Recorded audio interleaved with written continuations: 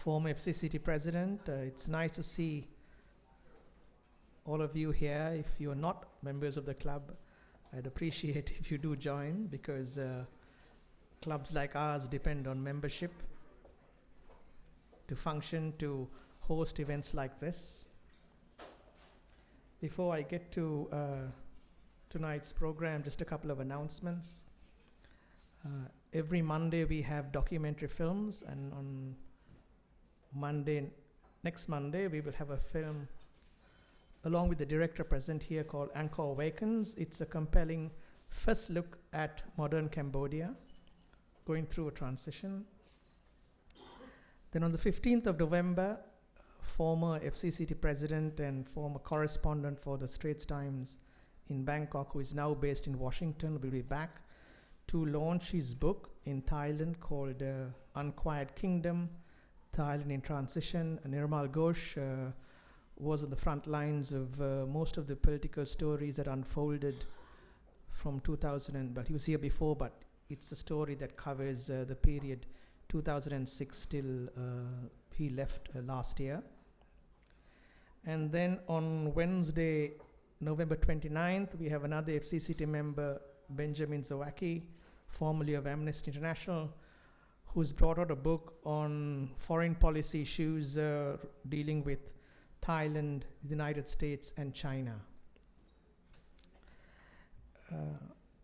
The FCCT has published a book on how foreign journalists had covered late King Bhumibol, and this book is still copies of it are still available. If you have not got it, it's a great record of how the foreign press covered His late Majesty. Sort of no holds barred coverage, so it gives a fairly accurate portrayal of how we, the foreign press, saw the king. And when he had his last audience with foreign journalists in April of 2008, he admitted that he liked the book, and the palace was making a practice of giving the book out to those who dropped by. Tonight's event, well, those of us who are journalists covering Thailand over the last 10 years certainly witnessed the end of an epoch, and the cremation that we had to cover was extraordinary for those of us who've essentially covered Thai politics, because it brought out some of the finest qualities of Thai craftsmanship, design. We saw Thai rites and rituals in full display, and it's fair to say that the cremation got extensive international coverage, both on television, radio, and print. We were thinking of having this program last Wednesday on the night before, but I think we realized it was a bit too rushed. And we are fortunate that Monarch Ratcharot and Ajahn Tong Tong have agreed to come here and speak to us today on what we witnessed. So they offer some perspective on what we saw and give some insights on the extraordinary amount of time that goes into planning and proceeding with cremation that probably is unparalleled in this region. Monarch Ratcharot is a grandson of Primnares. He was described as the great craftsman of Siam. He's a former permanent secretary of the Ministry of Culture and has written extensively on this aspect of Thai society, and he was personally involved in design and decoration for the royal cremation ceremonies of the Princess Mother in 1996 and Princess Galyani in 2008. And Ajahn Tong Tong, who also has been somebody, not of journalists, had interviewed leading up to last week's event. The former dean of Chulalongkorn's law faculty, but clearly has an interest in other aspects of royal culture.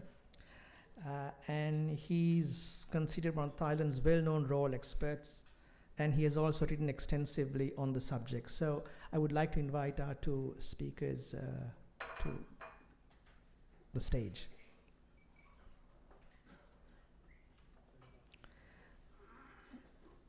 We will proceed as per normal, where the two speakers make their presentations, and then we will open the floor for questions. Please, all of you who are here to listen to them and probably have many questions about what you witnessed, feel free to ask them as much to clear the air and clarify what you think is a very important, unique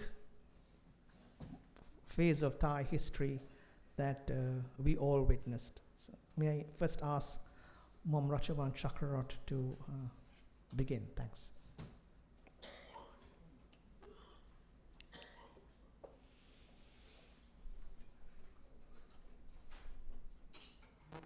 Gentlemen, good evening.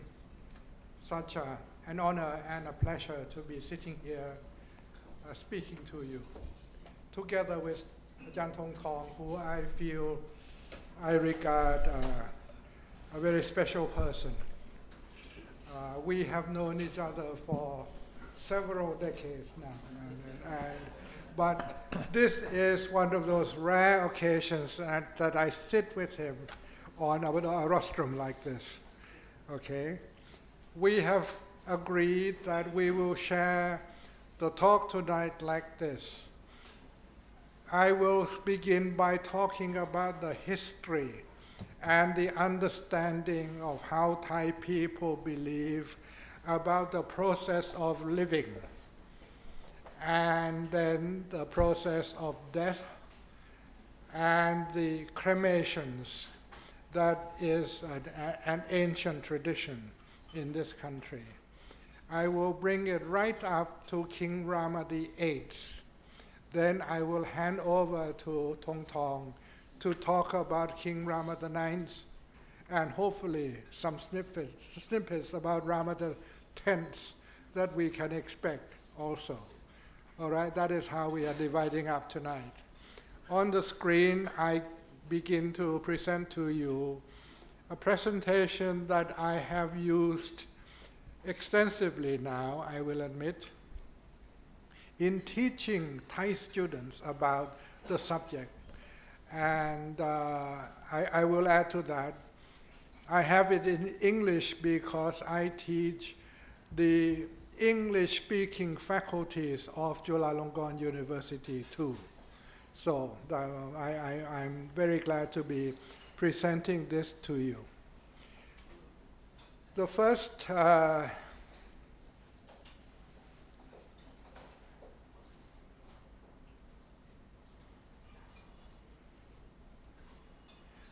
screen on my presentation is simply a sketch on what I will begin talking about. Basically, I begin with the perpetual life cycle. This is a belief about reincarnation, samsara, that the majority of Asian people believe in. And I will bring this up to the reason why we have followed the Brahmin religion, the Hindu religion, and eventually the Buddhist religion.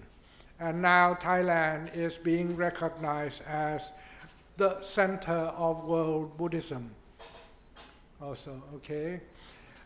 This is how I have structured tonight's talk. We will begin with the concept of life and death. To begin with, I will present to you the fact that when we talk about a living thing, I use the word thing because we are not talking about only human beings.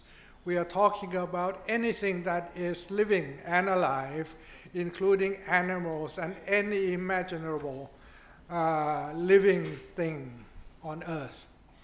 Okay.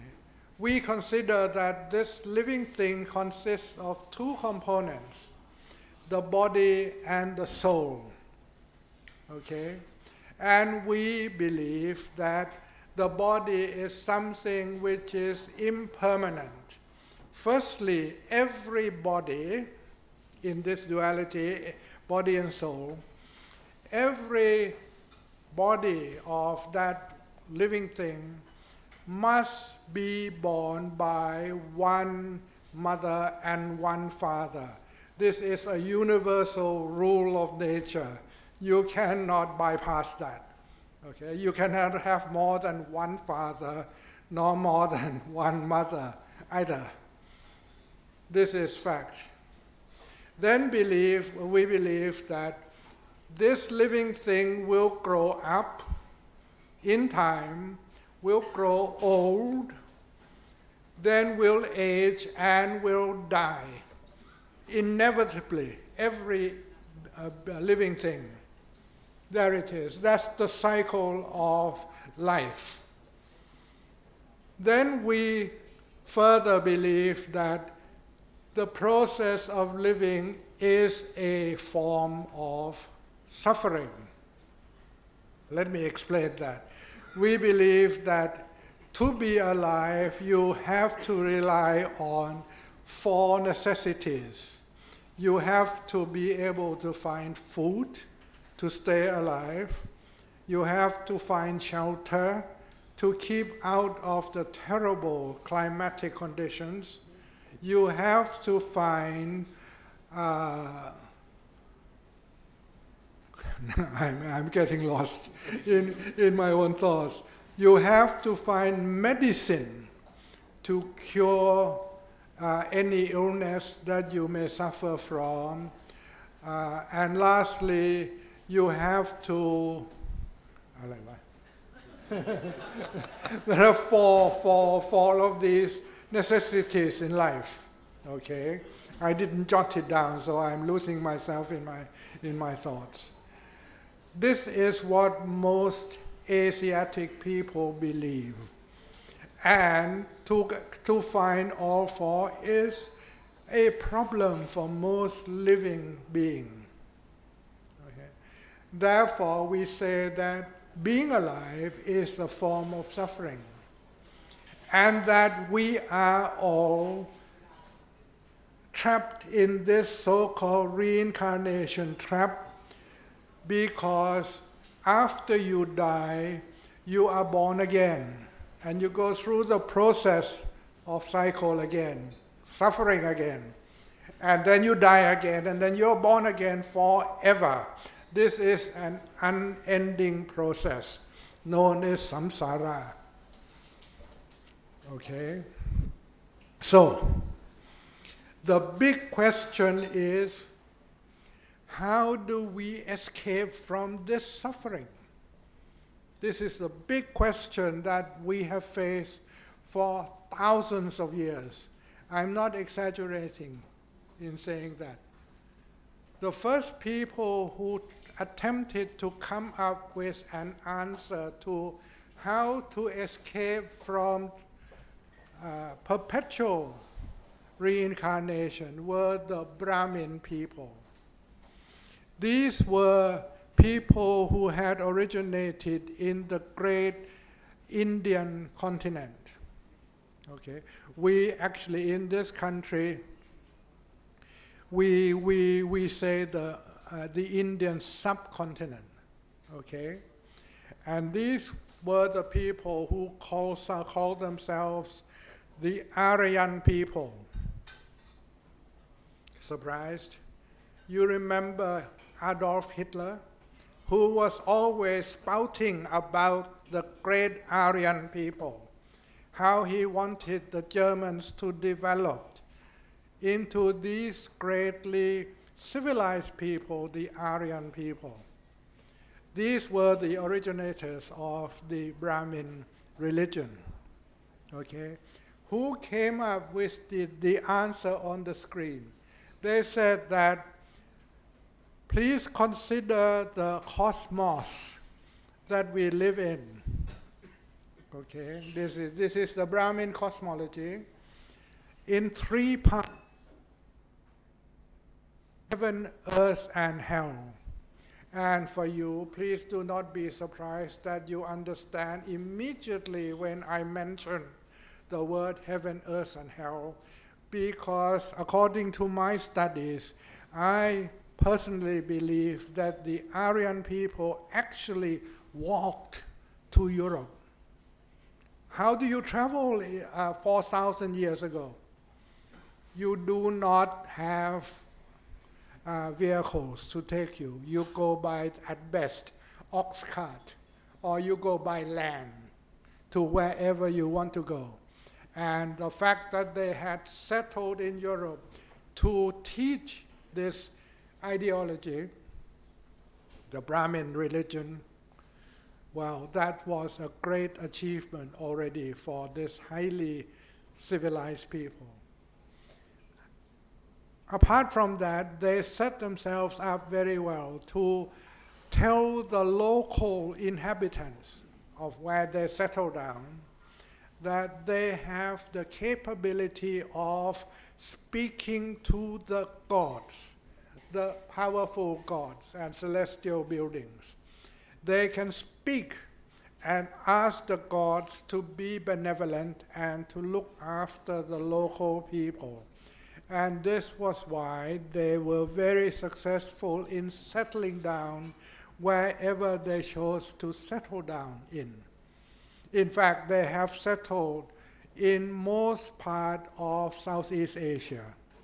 They still thrive today in this country where they evidently settled and told the rulers of this country that they could speak to the gods to ask for whatever the rulers wanted to ask from the gods. Okay, and in the funeral, in the royal cremation of the king that happened a few days ago, you saw them in the white costumes with their hair down, walking behind the procession. Okay, there they are, still happily practicing their belief in Brahmanism. Okay, now, once that had been established, another group of people came up with gods. Now, these are personifications of powerful gods that had been created by the Hindus in Hinduism. I'm picking only one set of gods that seem to be the gods that had created the cycle of life in the first place. If you will please read the screen from bottom up, the Hindus thought that it was Brahma, Praprom, who created everything on earth. All the birds had been created by Brahma. Then once that thing is born and alive, then it is Lord Vishnu who looks after all these things in well-being. He protects, he is the doctor, the curer of problems, everything on earth. And eventually it was Shiva who destroys everything that is alive. So that's your complete cycle. But this time, the Hindus have named actual gods who do the job.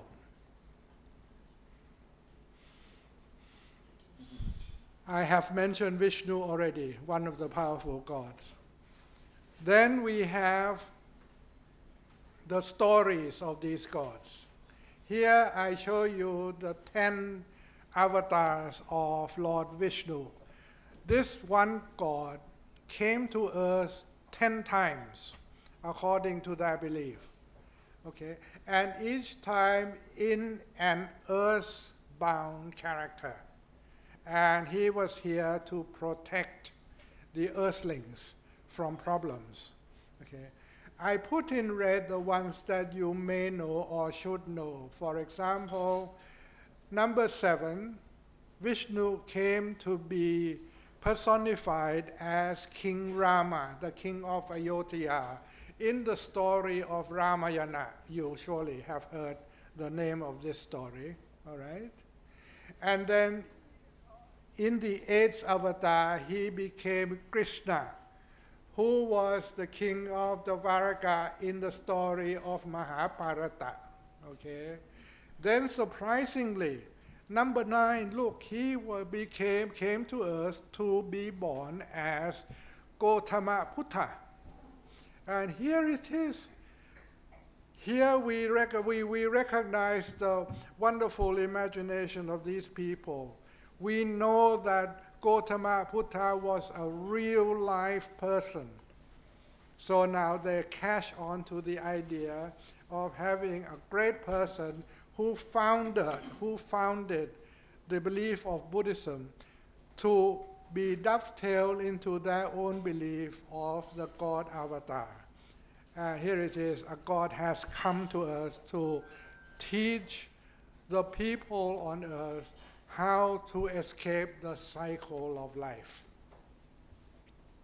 And we take all of that in, the Thai people. Take all of that in our history. We are a great nation, a great people of bringing foreign cultures into our own culture. And if we like it, we believe in it, we adapt that culture to suit our own culture and to become a part of our own culture. That's why Tong Tong and I are sitting here today and talking about it. Here I show you the teaching of Gautama Buddha, the founder of Buddhism. How do I begin telling this story? I tell you that this was a real person that was alive. He was born in the Brahmin Hindu religion.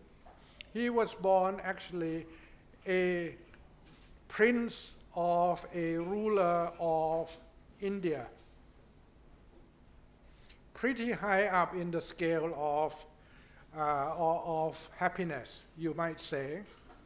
Okay.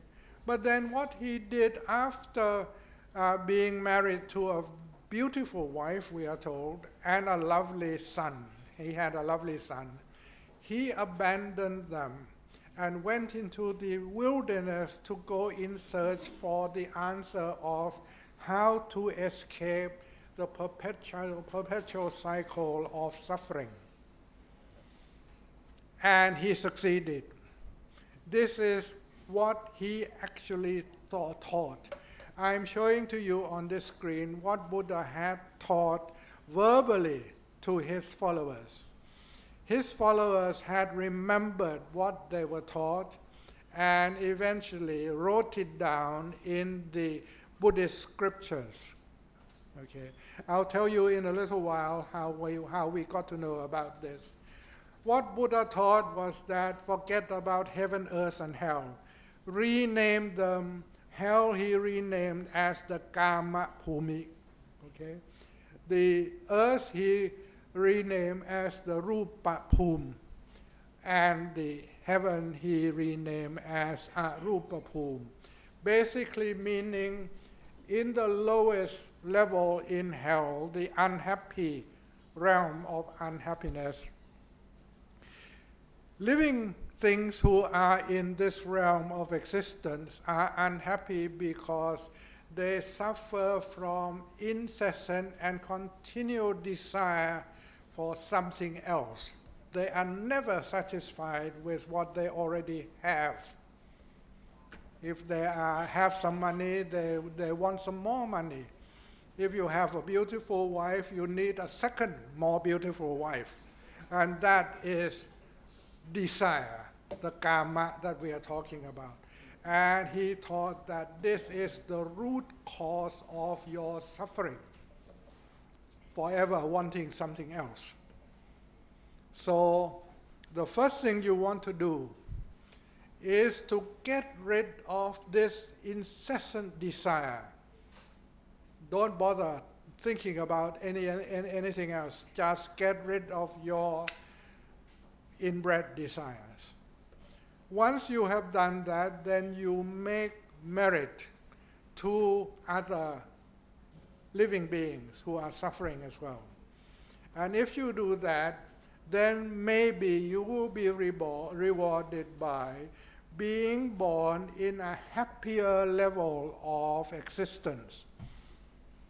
Okay? You can see that I have presented 31 levels of existence on this screen. You and I, whether you like it or not. Buddha said we are at number 5 only of this in this level of purity. And he taught us how to go up the scale until we go through to the top to nirvana. That is the desirable achievement in which you are never born again. This is the only way to escape from the perpetual cycle of suffering. He actually found the answer, and he taught this to his followers, his living followers. Some of them did follow, did practice, and achieved nirvana in one lifetime. Okay, and this is why we take so much to Buddhism in this country, and we practice it literally very much.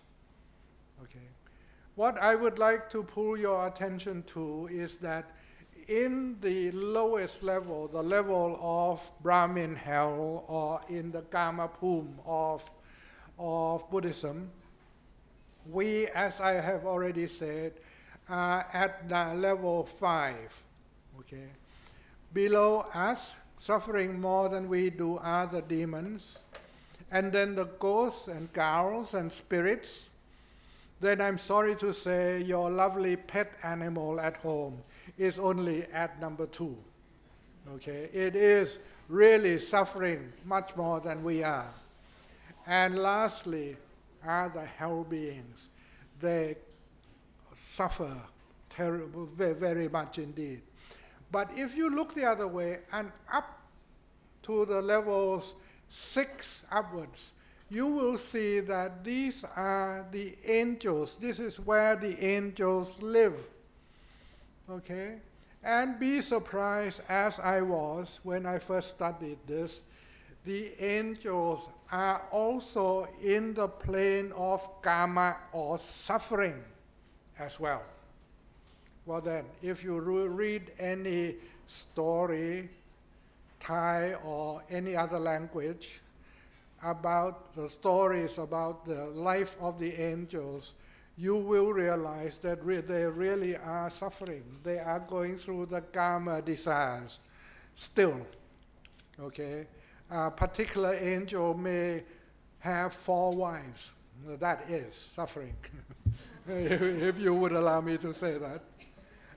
Indra had 4 wives, but lives in heaven. Okay. So,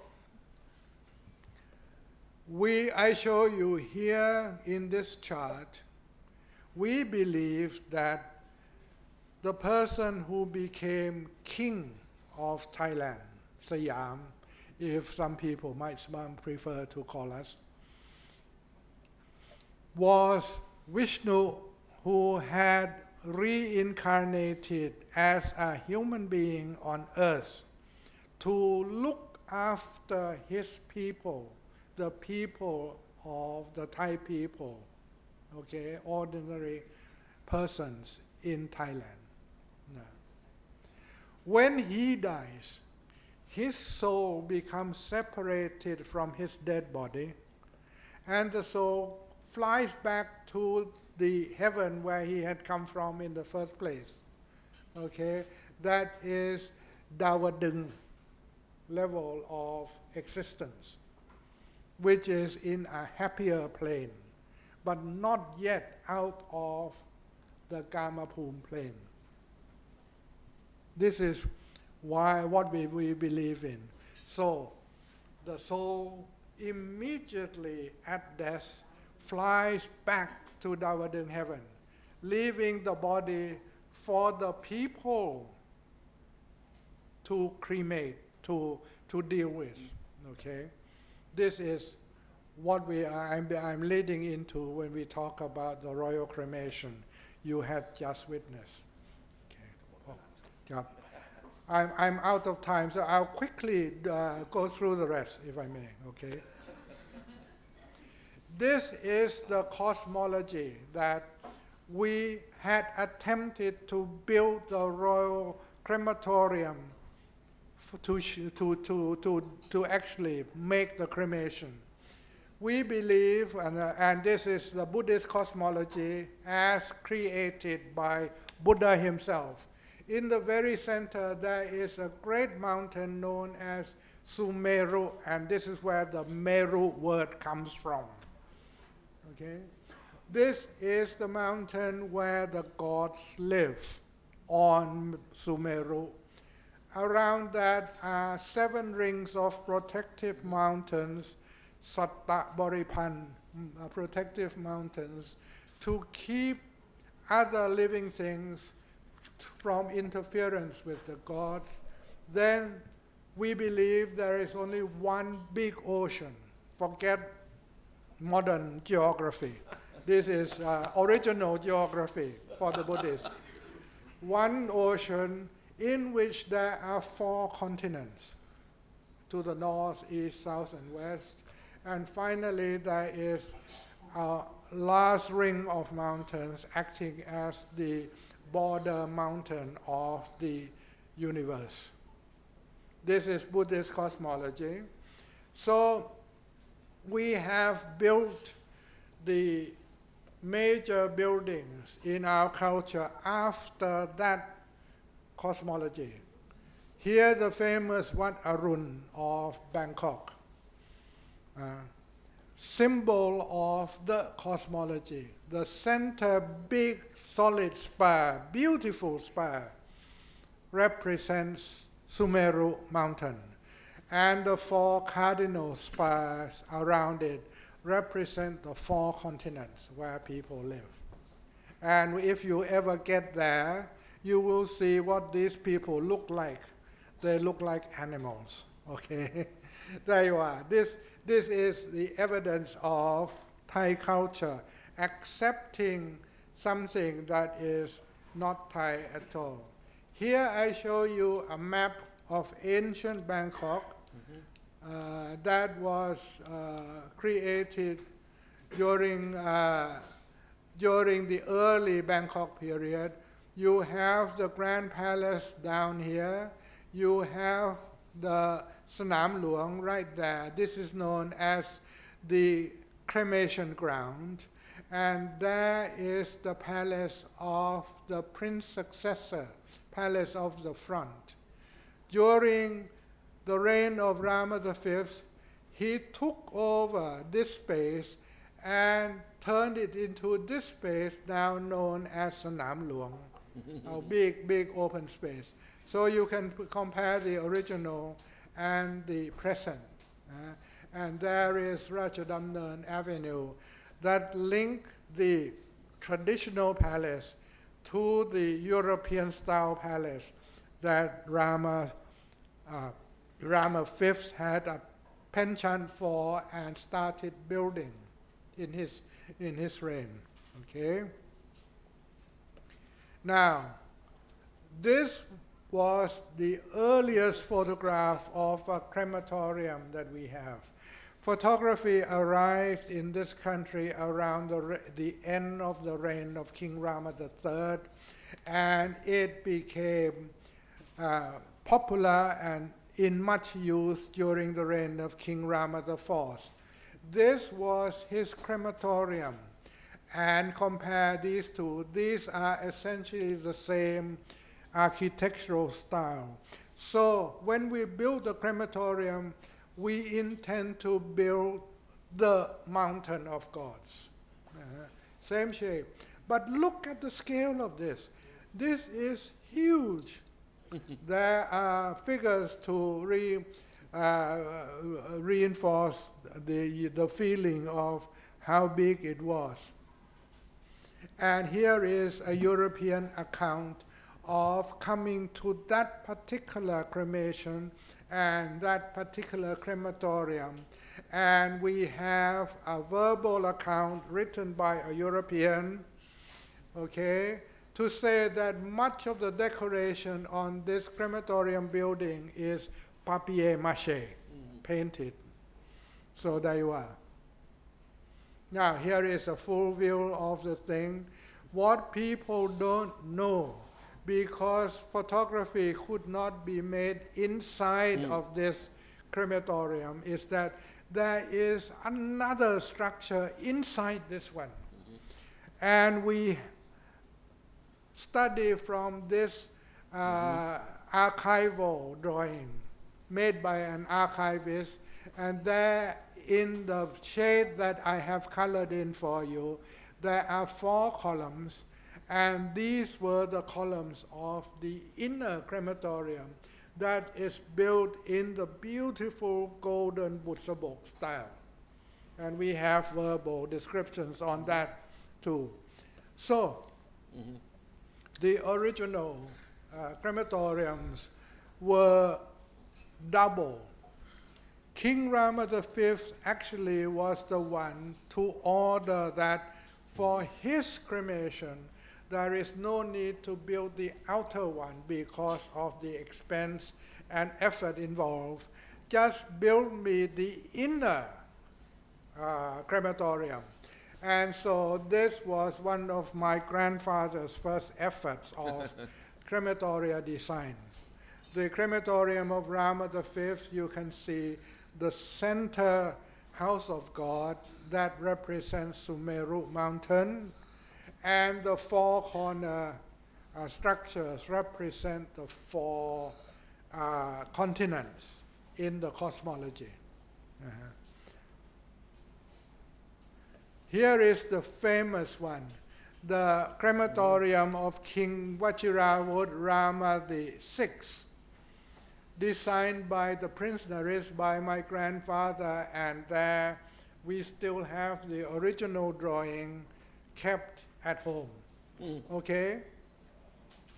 So now we have been reducing the crematorium into one single prasad, Buddhist style in gold. This is absolutely golden in appearance, okay?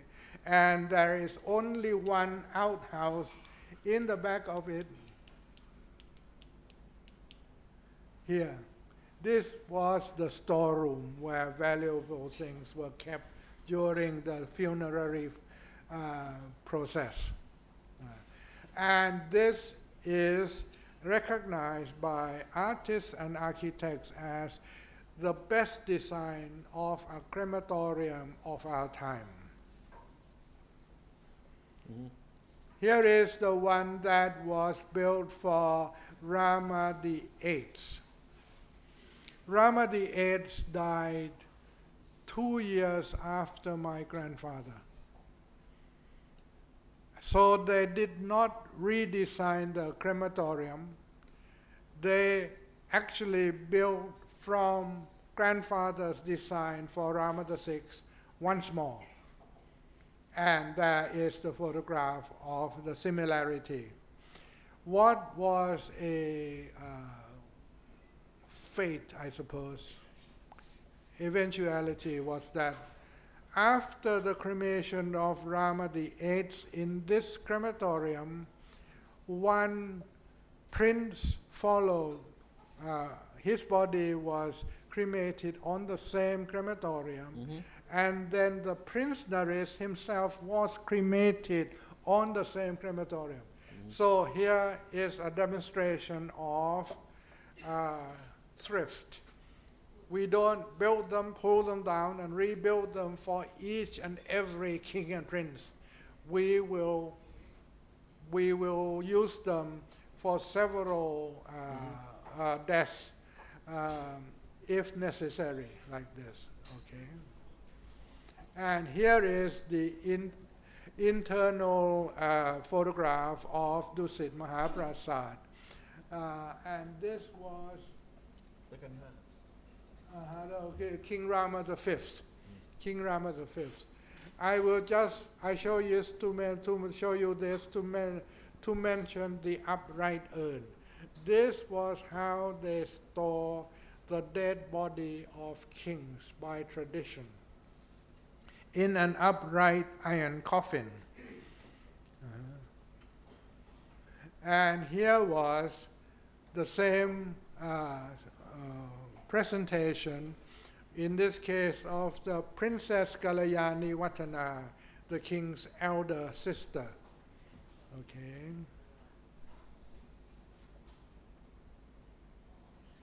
And here was the procession that took the body of, in this case, the princess mother out to the crematorium. We maintain this route still from Dusit Mahaprasad all the way around the back side of the Grand Palace to halt here, and the body, the urn is placed on the royal carriage here to be taken by procession to Sanam Luang and to the crematorium that was built there. So here this has been maintained, and for the recent the recent cremation, we used the traditional route, so exactly the same. And here is the great carriage of victory. Let me say something, Ajahn. Yes, just I will end with this.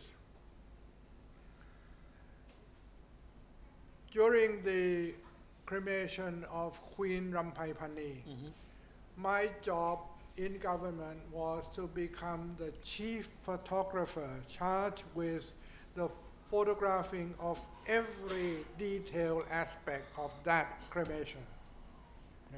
I worked with a group of 45 photographers together.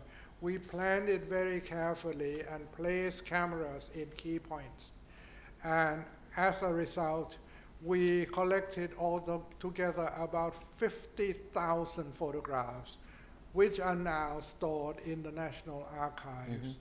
And you may view these photographs, if you wish, just by making a request at the National Archive. One foreign friend did view the photograph of this carriage, and he asked me a question. He said, "Kun Chai, I don't understand that if black and white are the mourning colors of the Thai people, why is it that we see a number of processional people wearing red?" He couldn't understand. So I did my research about this question, and I found out that red is traditionally the color you do not see in traditional Thai art. When artists of ancient times want to paint the sky, they paint the sky in red, and you are supposed not to see the sky. Okay? You go into many temple buildings, look up at the ceiling, you see a red ceiling with golden stars. What you're supposed to see is just like in the Potter film, that when the kids sitting in the dining room look up, they see clouds through the ceiling. That is what you're supposed to see when you look at red in Thai art. So here, if you don't see the red, then the golden royal carriage goes along under its own power, unpushed and pulled by human power. Okay? What's more, the undercarriage and the wheels of this carriage are painted red. So it is not rolling along the road at all, it is flying along. And that's exactly what the soul of the dead king is doing, flying back to heaven. Okay? So all of these things I have been studying and have come to understand. So there it is. This is my present to you this evening, Ajahn, and please continue with your talk. Thank you very much. Thank you very much, Monrachavan Chakra.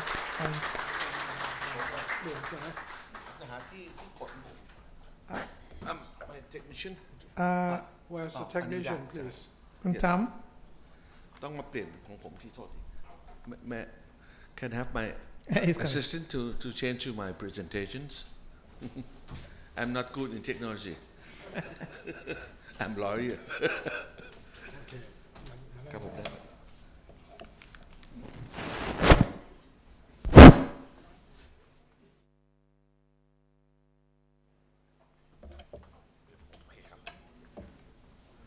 เดินหน้าที่นี่ใช่ไหม โอเคครับ ได้ครับ Good evening, ladies and gentlemen, and thanks so much for having my presentation this evening. I'll follow the presentation of Phra Phichai Ratcharot. I'll start like this. Right now I'm 62 years old, and the last time that we have the cremation for King Anantamidon or King Rama VIII is 5 years before my birth years. So I never seen this kind of things before. Even though I have witnessed 4 funerals of royalty, including Princess Mother, Princess Kalyani, and Princess Pecharat, but never seen things like this.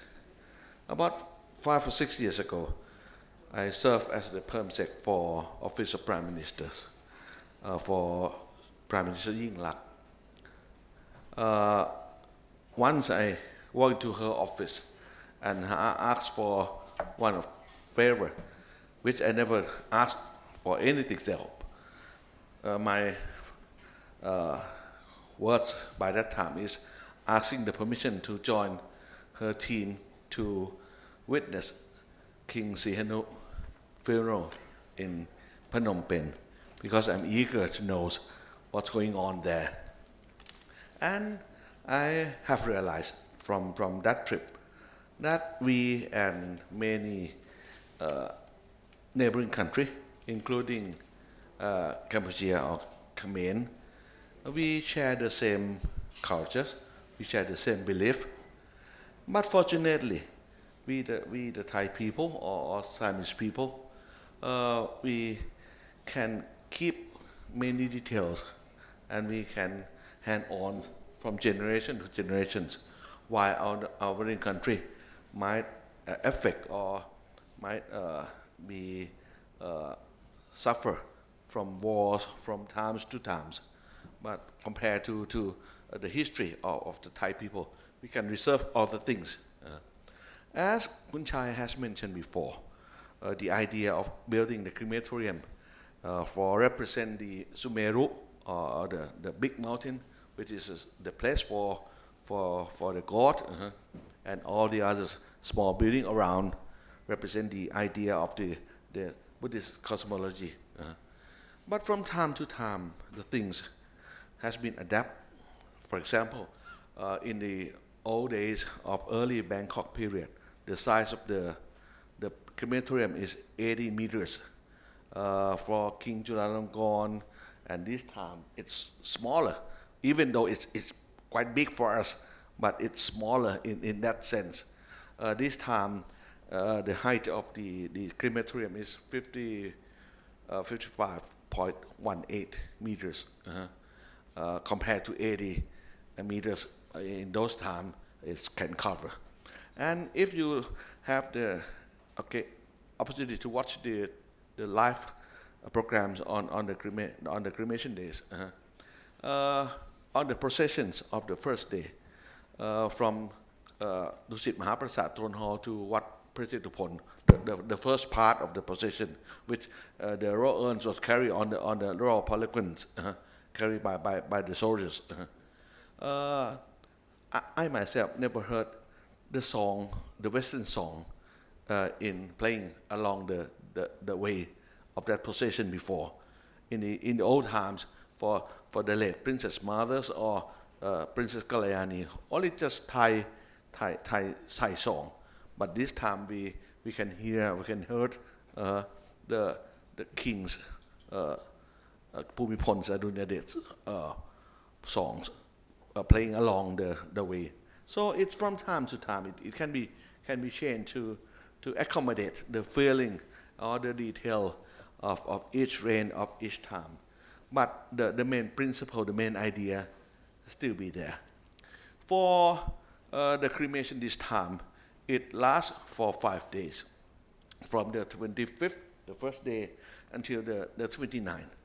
But if you look back to the history, in early Bangkok period, it might last for almost 2 weeks, because the king's body will be carried from the inner palace to Sanam Luang or to crematorium, and be placed there for a week or 5 days before the cremations will happen, just to make the merit. And my question is why? Why we have to do so? It might be my suggestion or my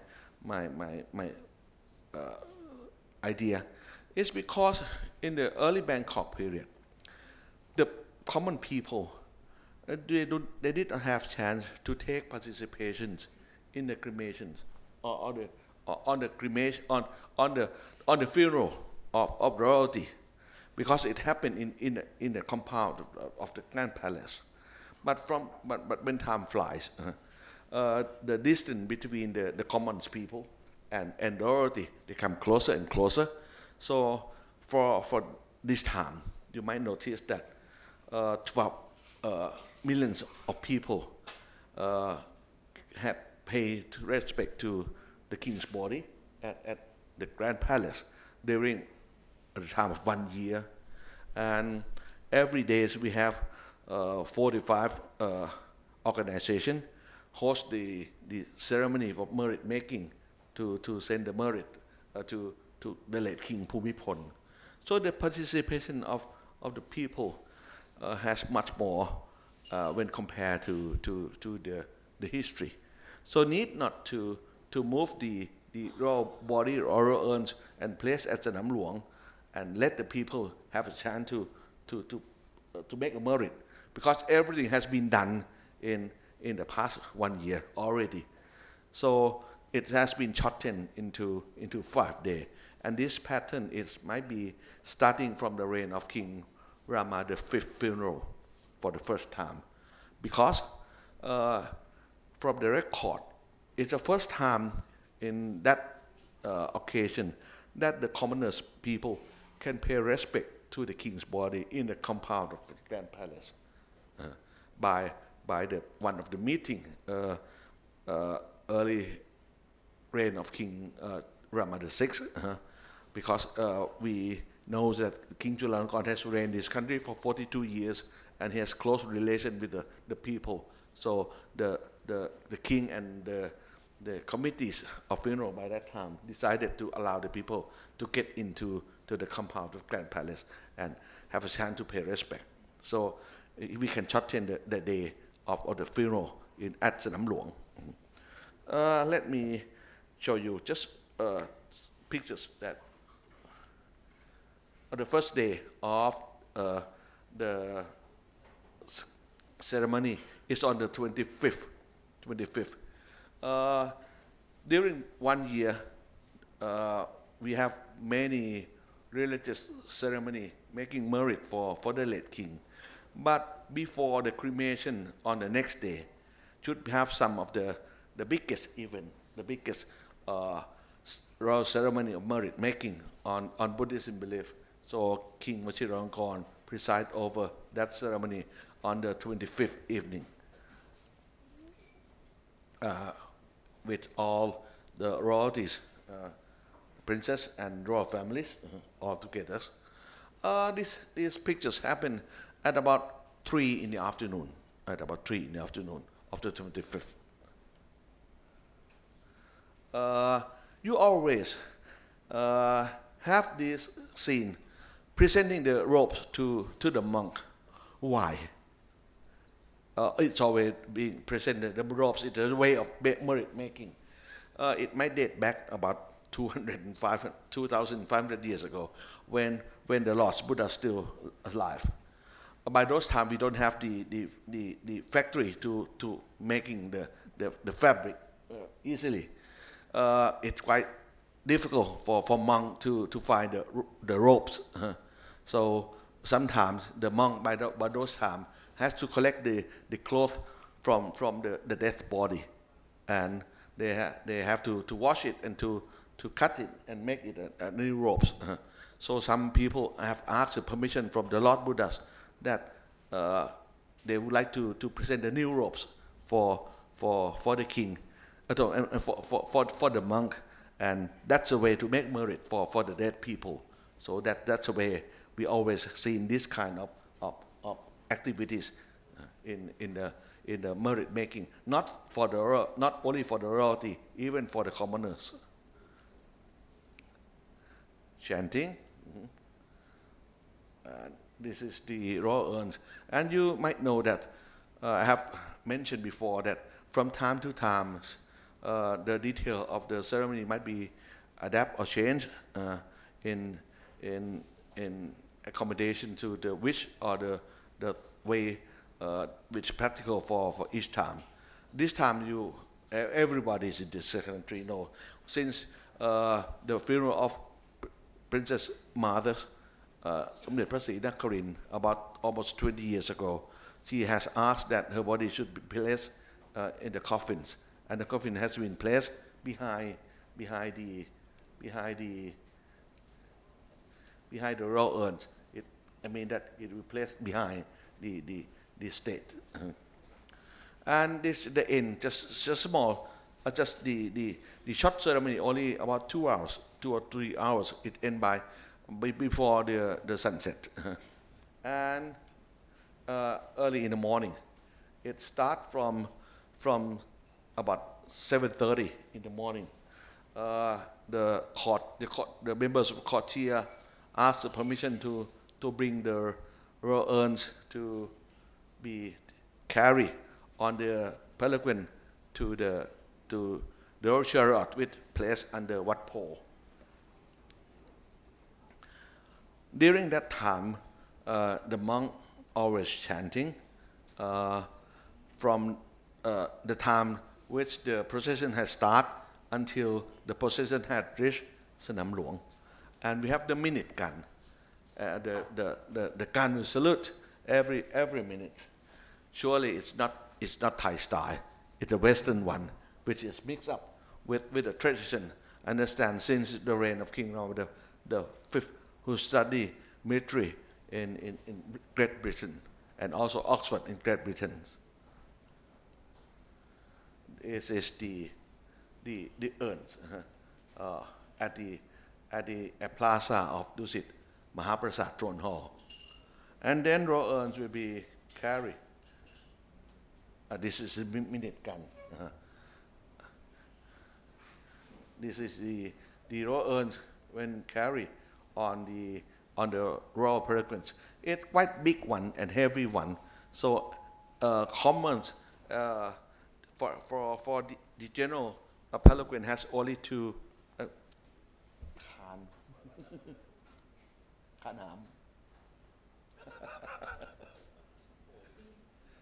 It's just two poles. But this is too big to carry with only 2 poles. It has 3 poles in the middle. You can see from this is 1, 2, and 3. It's too big to be carried for only 2.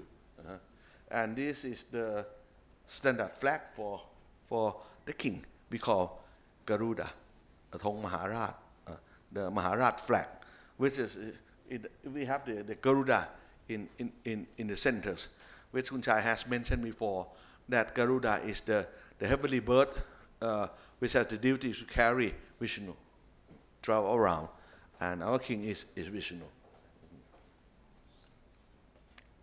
This is the first part of the procession.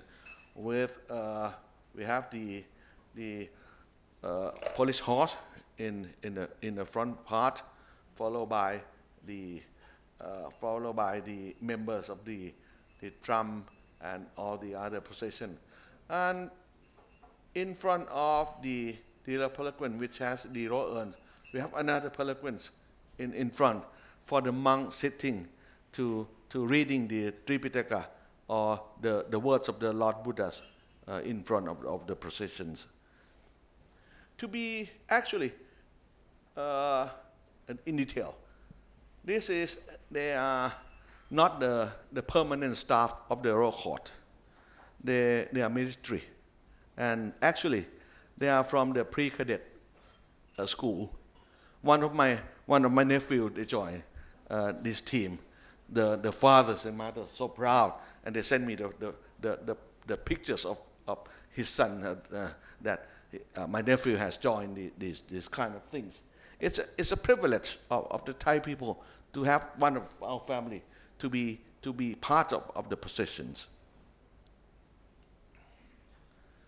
General Prayut and all the other high-ranking officials take part in the processions.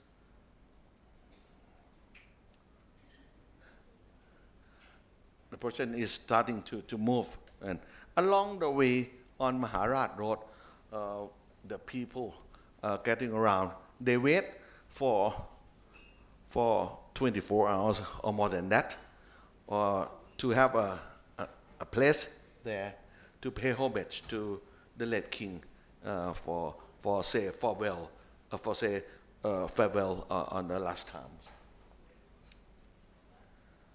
And this is the royal regalia, which belong to King Bhumibol, carried by the royal courtier, follow the royal urns to the crematoriums.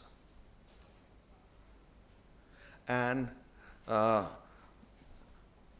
followed by His Majesty King Maha Phichai Ratcharot and Princess Maha Chakri.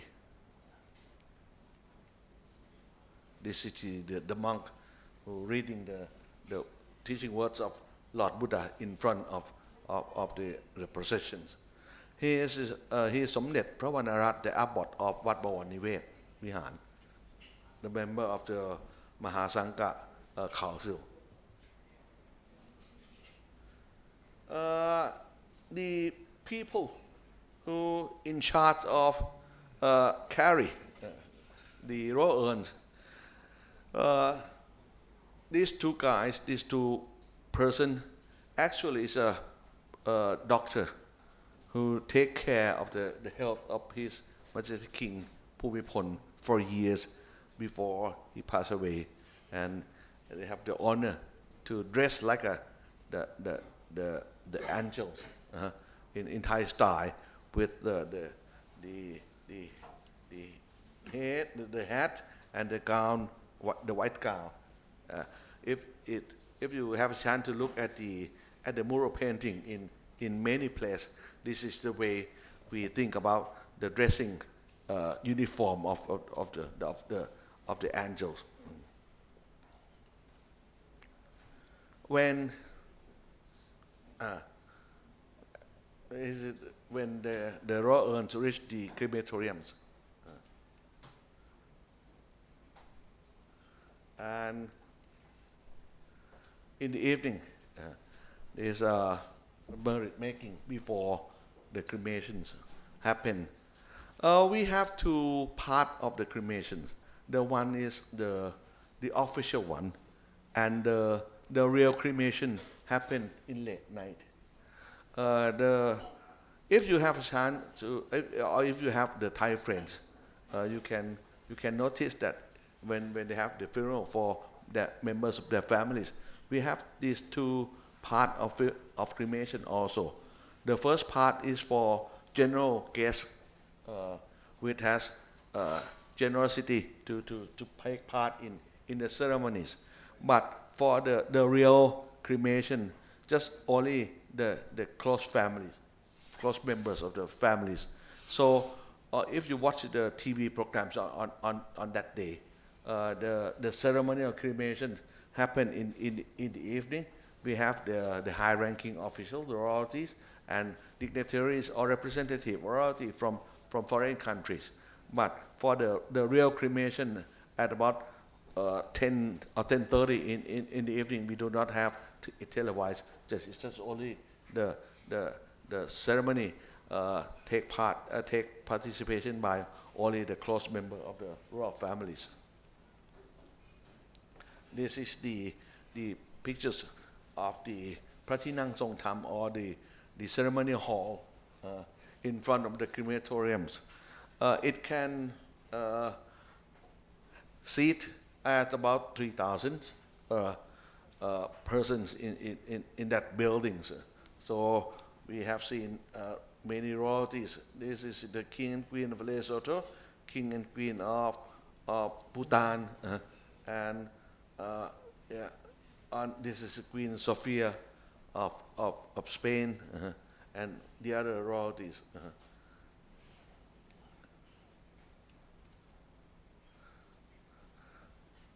Again,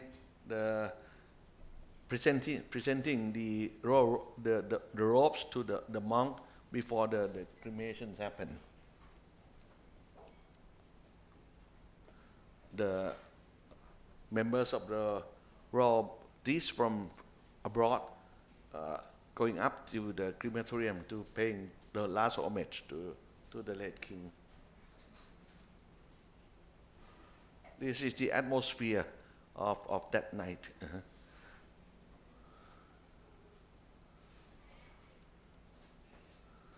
Before King Vajiralongkorn take leave from the crematorium, as marked as the end of the ceremonial cremations, he have occasion to meet with the foreign royalties before he take leave.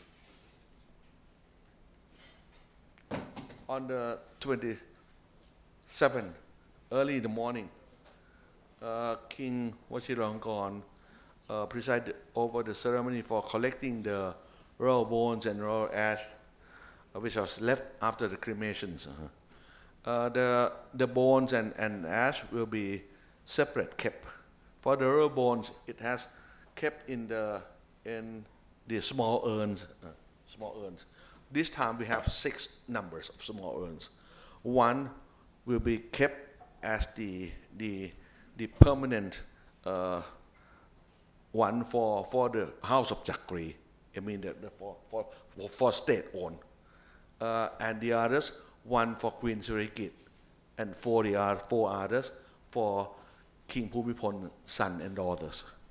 So, for example, for Princess Julapon, I have watched the news that he has bring her personal bones, which is given on that occasion to her palace in Nakhon Ratchasima, for example. It depends on the wish of the son and daughters of each one.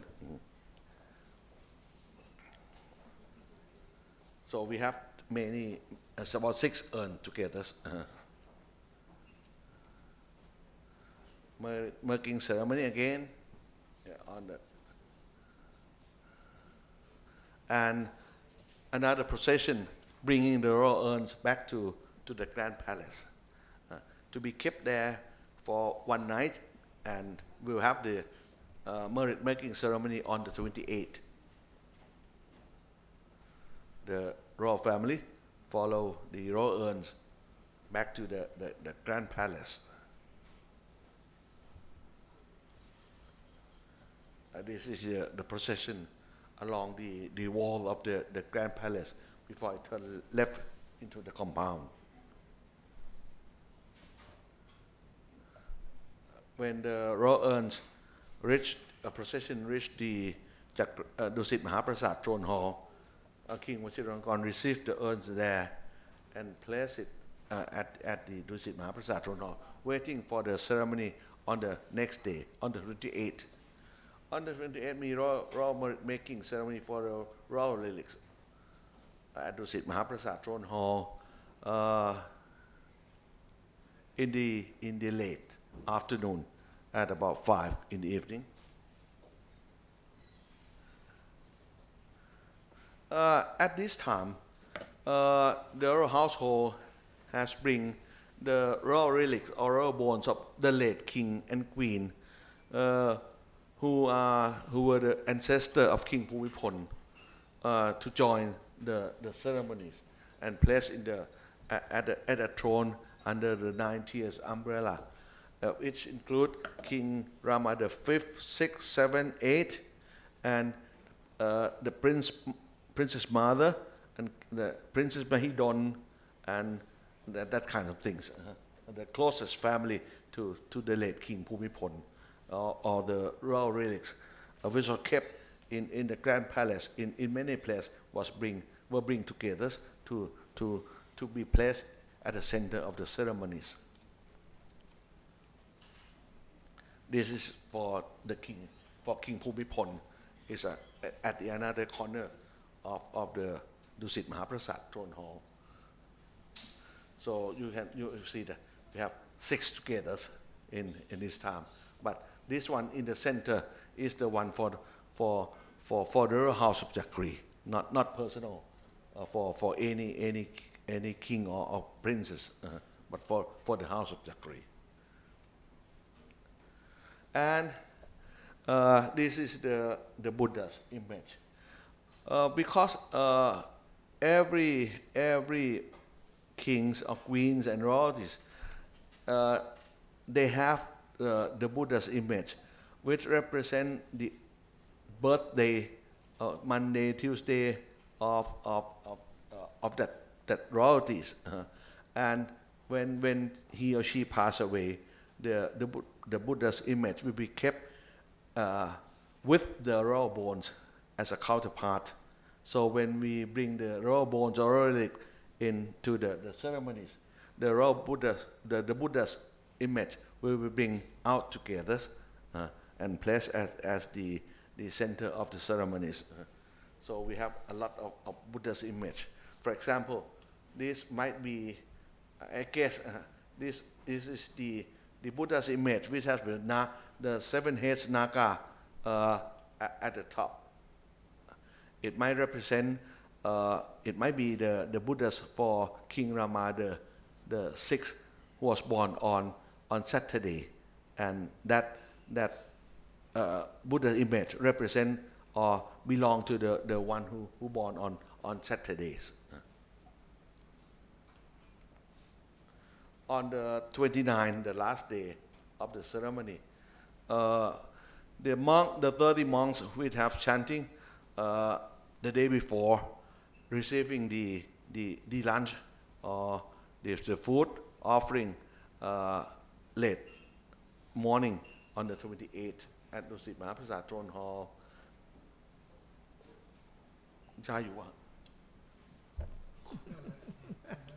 Look familiar, no? The second one. So it's a duty of Kun Chai and the other members of royalty to serving or to take care while the monk having lunch. If the monk needs something to be added up, waters or food or any kind of things, Kun Chai has to be the one person in charge with the helping hand of the royal page. Mm-hmm. Do they ask for anything?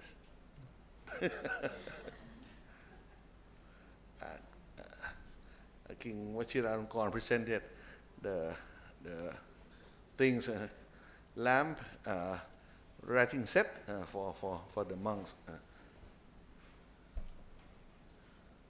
And after the end of the ceremony, about 1:30 or almost 2 in the afternoon, the royal relic, the one which will be kept for the royal house of Chakri, will carry on the royal palanquin and we will place on the 3rd floor of Chakri Mahaprasad Throne Hall, which is the place where we kept the other relics of the late king. Even it's a short distance. It's about 60 meters from this building to this building, but we have a procession. It takes hundreds of people to join that processions. And King Vajiralongkorn follow the royal urns to the Chakri Mahaprasad Throne Hall. And in the late afternoon at about 5, the other ceremony occur. The raw ash, this is the other part of the things which has left from the cremation. We have the relics kept in the royal house of Chakri, the hall. But for the raw ash, it will be placed under the Buddha's image as a center of the temple, in two temples, Wat Ratchabapit and Wat Bawanivet. This procession quite be a Western one, not a Thai traditional with palanquin, with royal chariot, but this time this procession has the cavalier in front and the royal car follows. You can see this is the horse of the military in front. And you can notice that thousands of the people, they would like to have the last chance to pay homage to the royal relics. This is in front of the Emerald Buddha temple.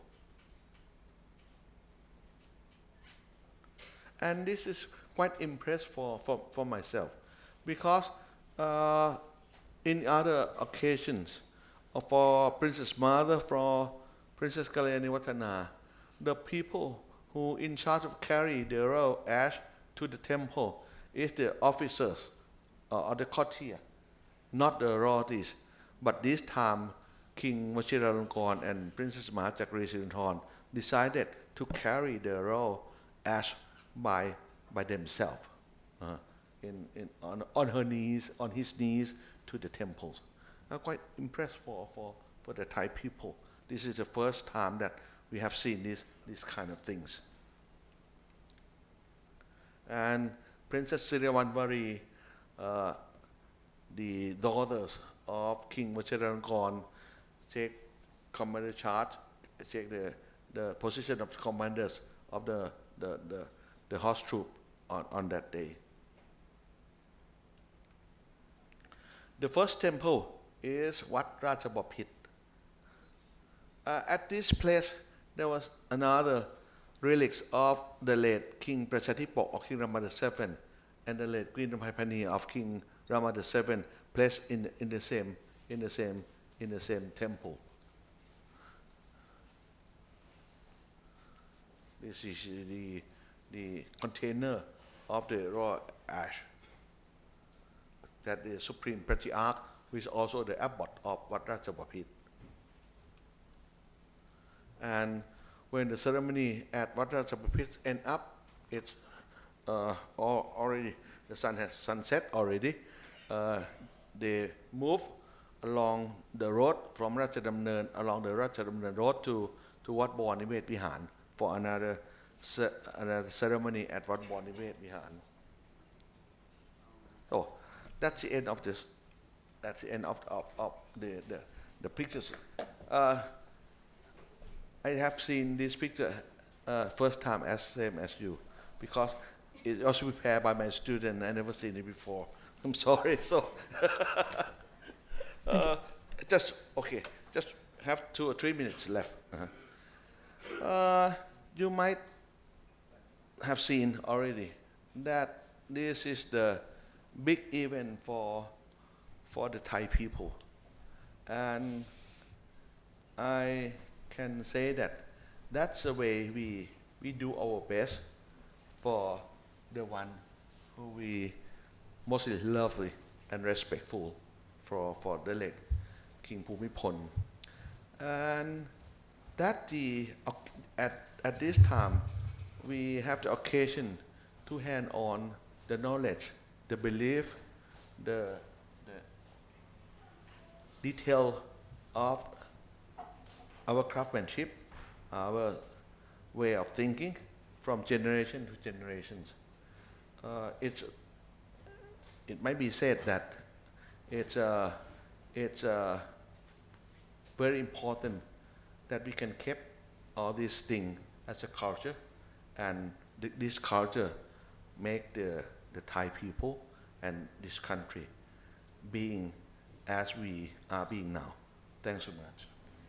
I was born about 4 years before King Rama VIII died, and Rama IX came to the throne. Okay. King Rama IX followed his brother as the rightful heir to the throne. He was not an elected one. It was his birthright as the younger brother of a dead king. If you would follow this traditionally, during the Ayutthaya period and also early Bangkok period, they were appointing their younger brothers as the prince successor, known as the Prince of the Palace of the Front. And this refers to the book of war as well. The Prince of the Front commands the vanguard, who protects the royal forces commanded by the king, and then another brother would protect the rear guard, and therefore that's the Palace of the Front, the Grand Palace, and the rear guard palace also. That's how it has been in our tradition. The idea is that should anything happen to the king, then his brother in the front guard will assume the position of king. But then let's not forget that the position of king is occupied by Ramavata, the figure of Vishnu reincarnated on earth as the protector of the people. That was his job. Or rather, let me change that. That is the job of the king. He is here on earth to protect his people and to lead them into livelihood, a good livelihood. And that's exactly what Rama IX had been doing throughout his 70 years long reign. Okay? So, to me, this is all wonderful fulfillment of our beliefs. It is really a fulfillment. And when he died, we were grateful for his fulfillment. Yeah. Now let's come to the 90 million baht bit. It wasn't 90 million that was spent. It was an awful lot more than that. If you consider expenditure by every Thai individual to show their love to this person. Okay. Consider the people who had traveled all the way from their homes, way out in the country. They came here to pay respect to the dead king. Think of that kind of expense, and we are not talking about tax money. This is personal money of individuals. Okay. The expenses that were involved with the crematorium, the cremation processes, and everything had come from several sources, including the privy purse of the king himself. They paid for it too. So, all in all, we think it was worthwhile, the expenditure, truly. And today we are talking after it is all over, not while it was going on, it is all over. and we will do it again if necessary. Okay. So you've heard two very colorful, descriptive, insightful accounts of an epoch event that we witnessed. There's a mic over there. I hope you have questions. It's not just limited to journalists. Anybody who wants to ask questions on the presentation or what you witnessed on the 26th, please do so. Identify yourself, your organization, or if you're just a member, and please ask the question. Could I sort of focus on what you said today, both of you, in terms of the planning that goes on to produce and put together something of this scale? I mean, how do you choose, for instance, the artisans that produce some of those marvelous carvings? And what kind of training are they put through? Both of you have had your own observations and direct involvement. What is the backstory in terms of the people who are involved? Because, I mean, unfortunately, we don't hear much of them.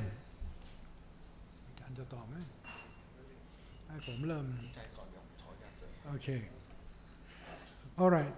The people who are officially responsible for the craftsmanship, everything to do with arts and craft that we have been looking at, are known as the Fine Arts Department, okay, which began its existence as the court craftsman department. That's where they were. They were serving the king directly in court for any creativity, any craftsmanship that was needed by the king. So now that they are out of court and in government as a part of the Ministry of Culture, it is automatically their job to do all the arts and crafts work, the wonderful pieces that we have been looking at. I have a very pleasant, proud story to tell. That is that I used to teach in the School of Fine Arts that was run by this Fine Arts Department itself. And I had taught all of these craftsmen who had created the beautiful things that you have been looking at when they were teenagers. They were wearing shorts to school. Now they have become the country's leading artists and craftsmen in their maturity. Now that is a proud thing to present. May I have some part of my experience to share with Kun Chai and these functions? Beyond the professional artists and craftsmanship, the common people take serious part in doing everything for these occasions. For example, you will see the bonsai, the small trees in good shape, make years to come beautiful as we have chance to see. It placed in the tray or the pottery, which is a big one, small one. All of the pottery was made in order for this event, for this time, and it was made from the factories in Ratchaburi. Once I have chance to visit that factories, while the pottery was in process of making. It's not the point of money. It's not the point of how much that costs. Every person in that factory, they're proud to do so. They're proud to have their painting on the pottery. when we talk about the bonsai, we borrow it from the monk, because the monk have the collection of the great bonsai, and we borrow it. For the crematoriums, if you have a chance, starting from tomorrow until the end of November, they allow the people to visit the site of the crematoriums. It's so beautiful, but if you look closely, it's not a permanent one. The detail of the decorations are made from papers, from plywood, from cloth. Even the design was made by the professional official from the Department of Fine Arts, but they have to have the construction company to join teams to do the things.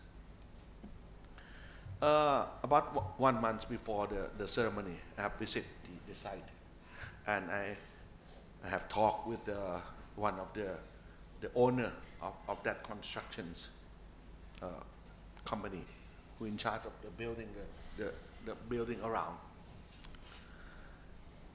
Again, it's not the point of the money. They're so proud to do so. Every hundreds of the people try to work in detail, cutting the paper, cutting the cloth in various shape, in various small pieces, to put it at the crematoriums, at the other buildings. They work when time is limited. They have to work from night time to late night. Food and waters is not a problem. We have supply from everything, from every corner. So this is not the point of money, of expense. And not only the official craftsmanship has been put all the efforts on this kind of things. As I told you, my nephew take charge as a drum person in the ceremony. We're proud of him. That's it. That's the story which happened. So, on the pictures I have shown you, we have millions of people behind the story. We have all the Thai people join together in this event, and that's the best memory, which will last until my last day. Thanks so much. Ken, you have a question? I also was grown up in a Buddhist country. I went to many Buddhist funerals in Japan. My name is, by the way, Ken Koyanagi with Nikkei Asian Review. I'm a journalist. Probably I'm too secular to ask you questions, but I noticed it is very interesting to see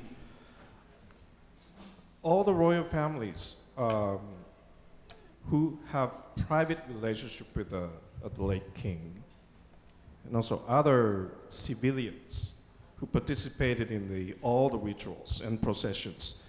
They tend to be dressed in a military uniform. Is it a long tradition started in somewhere in 18th or 17th century in Thailand, or is it just was like that because it happened to be in the military regime?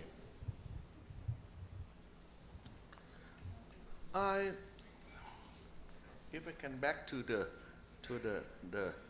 procession pictures. Okay. Okay.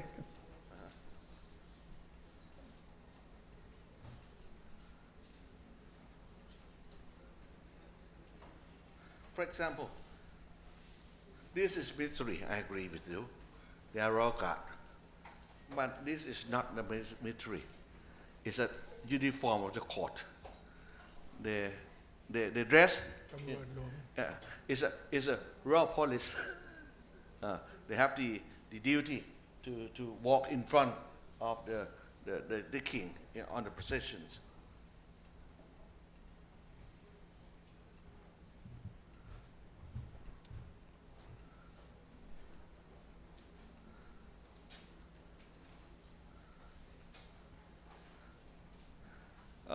For foreigners, for some countries, for the civil servant, they do not have the uniforms. But in this country, the civil servant has uniform. So this is not the military uniform. This is civil servant uniform. Kun Chai Ratcharot has that uniform. I myself has that uniform. I'm not a military man. So when you look at this person, the person in charge of carrying the royal palanquin, actually the dress uniform is the court dress, not the militaries. But we lack of the manpower because we do not have full scale of the members of the court here. So when we have to have this kind of ceremony, we borrow some of the manpower from the militaries, but they do not dress in the military uniform. They dress in the court uniform. This is the court uniform. This is the civil servant uniform. This is the court uniform. So it might be quite difficult for foreigners to separate what is civil, what is court, and what is military uniform in this country, because everybody has uniform. That's the way it is. Do you I like have to add some anything? questions. May I have some Go ahead, questions, please. Yeah. We're talking about the relics, and Could you identify yourself for the... I realize that they are kept at the Chakri hall. I always thought that were kept under the roof. Can you tell us where exactly in the Chakri hall they are kept, and are the Buddha images kept next to them, next to the relics of all the kings? The Buddha's image will be kept on the third floor, but in separate corners. Okay, and the relics of all the kings? In what part of the palace are they kept, of the Chakri hall? The relics of King Rama I until the reign of King Rama IV was kept in another small building in the compound of the Grand Palace. And starting from when it was full occupied, then King Chulalongkorn built Chakri Maha Phichai Throne Hall to celebrate the Bangkok centennial. He built another place for the place to keep the relics, starting from the reign of King Rama V, the 6th, 7th, 8th, and the Rama IX. And they didn't move the other relics? They didn't move the others to join together. So there's two places in the compound of the Grand Palace. Could I just take the question this lady asked? So what is going to happen over the next month is that the public can go and witness the cremation site, and it's going to be dismantled. But at the same time, will the public have access to pay respects to the relics at some point? The royal relics might not easy because it's kept in the compound of the Grand Palace at the third floor of the Chakri Throne Hall. But from newspaper, from TV right now, hundreds of people and thousands of people went to Wat Ratchabapit and Wat Bawanivet, the place, the two temples, which the royal ash was kept. It's quite crowded at that two temple right now, so it will last for months until the people has paid respect for times. Can I add to this information? I'm handling the historical aspects of such questions too. Let me tell you, if you hadn't known before, that during the Ayutthaya period, that means when Ayutthaya was our capital city before the building of Bangkok, we had a temple next to the royal palace that was the royal temple exactly the same as the temple of the Emerald Buddha is the palace temple today. And there they had buried the remains of kings permanently in pagodas in that royal temple. And the place of burial was on the top of the body of the pagoda. You can see a square throne. It's known as the throne. And on top of that, there will be rings, receding rings until you get to the top, which finishes in an orb. All of these things mean something in art. Okay? But then when Ayutthaya fell, in the sense that there was an invasion and the invaders actually went in Ayutthaya in search for treasures,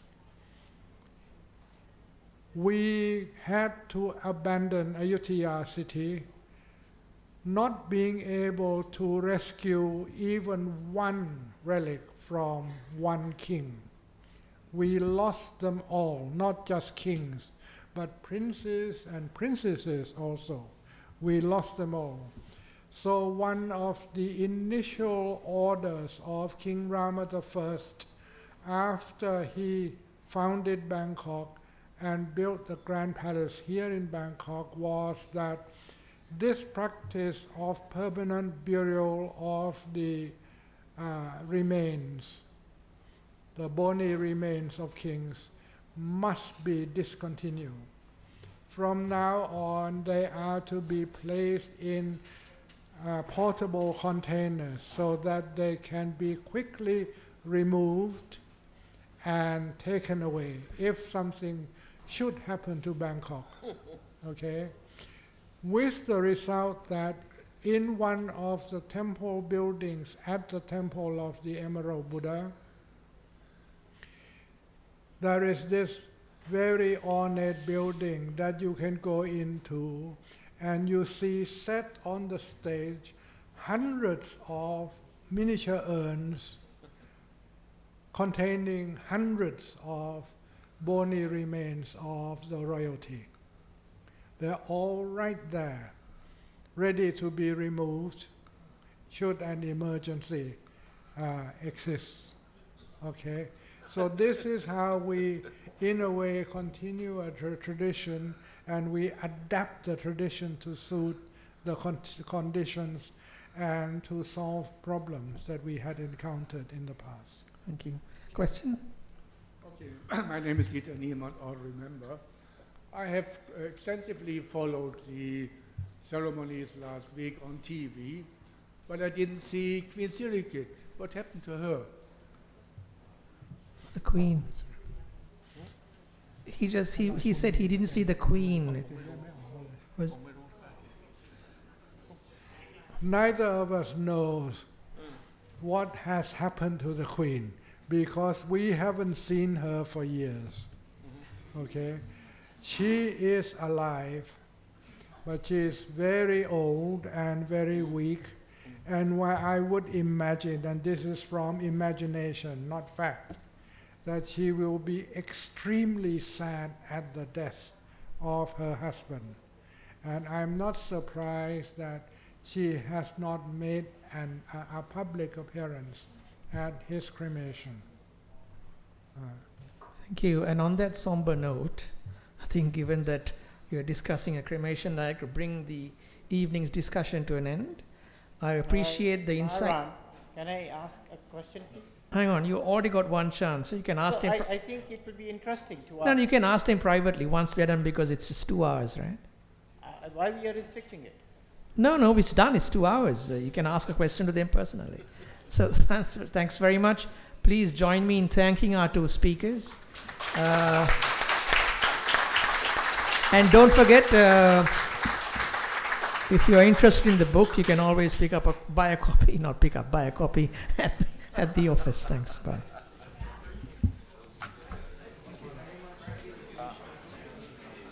Thank you for the honor. I'm glad that we had both of you on the same stage. Brilliant lecture. Thank you so much for saying that. I'm proud. Such a good explanation.